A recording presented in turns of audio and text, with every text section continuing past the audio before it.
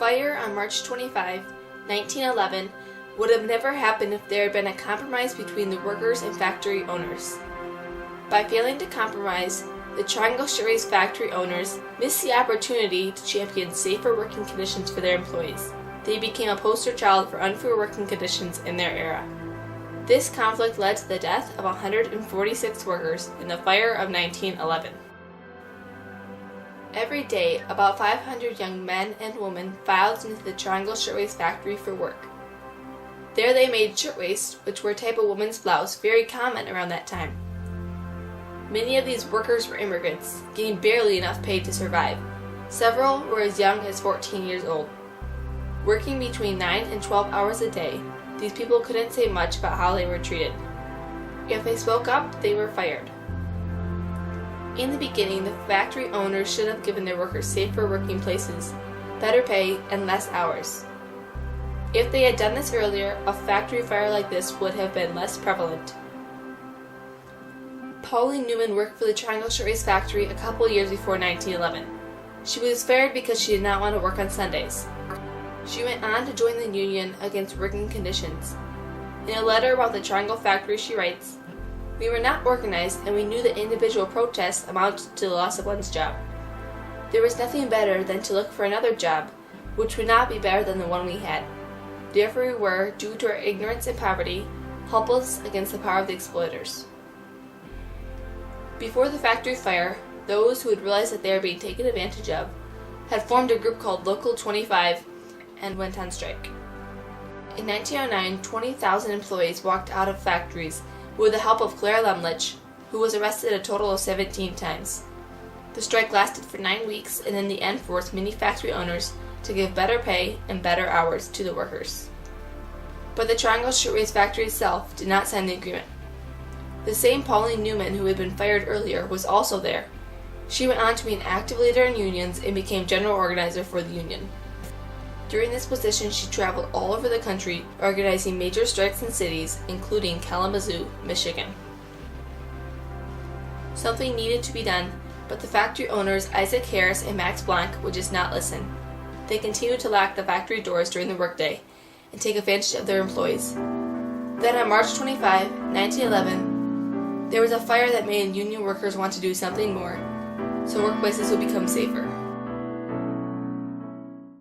The 8th floor of the Triangle factory was where the cutters worked.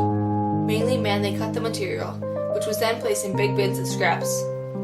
The men also used highly flammable tissue paper patterns in their cuttings. There were some no smoking signs around the factory, but most ignored them because they figured their skills were too valuable to be fired. Maybe it was a discarded cigarette that first started the fire. No one really knows for sure. Around 4:45, the first calls of fire were heard. Quickly, workers grabbed the small buckets of emergency water that were placed on the walls in case of a fire. Yet they were no help for the growing fire.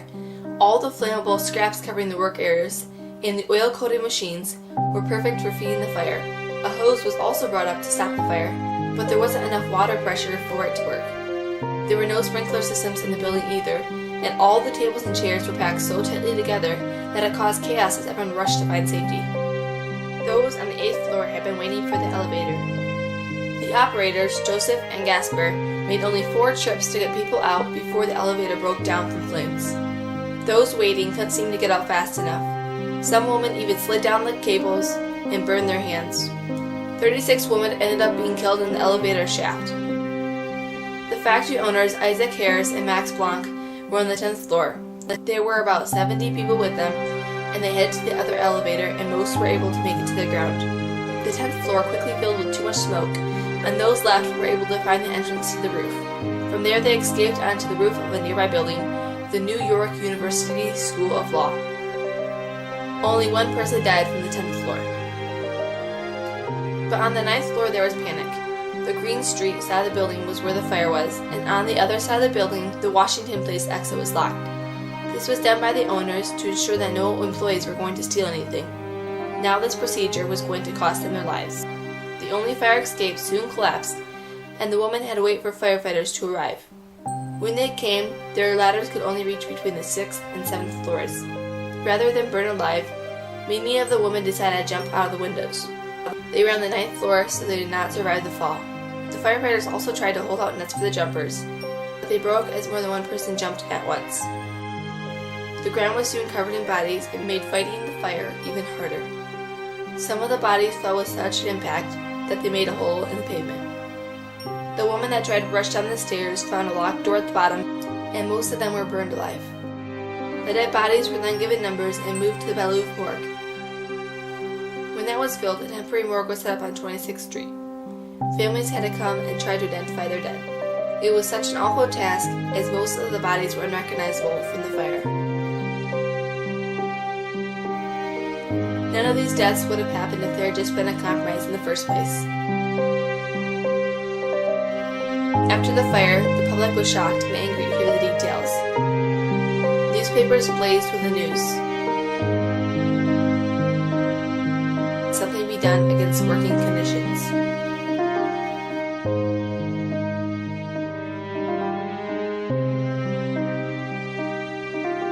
Funerals took place with thousands gathered to watch. A riderless carriage was drawn through the streets. This made a terrible impression on the people of the state of New York. I can't begin to tell you how disturbed the people were everywhere. It was as though we had all done something wrong. The International Ladies Garment Workers Union proposed a day of mourning. On April 5, about 100,000 workers marched up Fifth Avenue in the rain to show honor to those that had died in the factory fire. The local 25 union held a sign which said, "We mourn our loss." Soon after the fire, Harrison Blanc declared that their building had been fireproof and had just been approved by the Department of Buildings. Finally, in December 1911, a trial was held. Harrison Blanc were charged with manslaughter. The prosecutor, named Charles Botswick, had more than 150 witnesses to testify that the doors were locked. Harrison Blanc had Maxie Stewart as their lawyer, who insisted that they knew nothing of a locked door. On December 27, the jury found Harrison Blanc not guilty. Some people feel that history has made Harrison Blanc into scapegoats for the problems faced in that era. They may have not been as evil as some imagine. They too lost a lot of their relatives in the fire. Eventually, Harrison Blanc were sued $75 per person killed. After the fire, a group was formed called the Factory Investigation Commission of 1911. These 9 people had the job to see what could be done in order for workplaces to become safer. In the end, 36 new laws were required. Some of the new laws included buildings had to have fire alarms, fire extinguishers, sprinkler systems, and stairways could not be blocked. Soon, other states followed New York's example.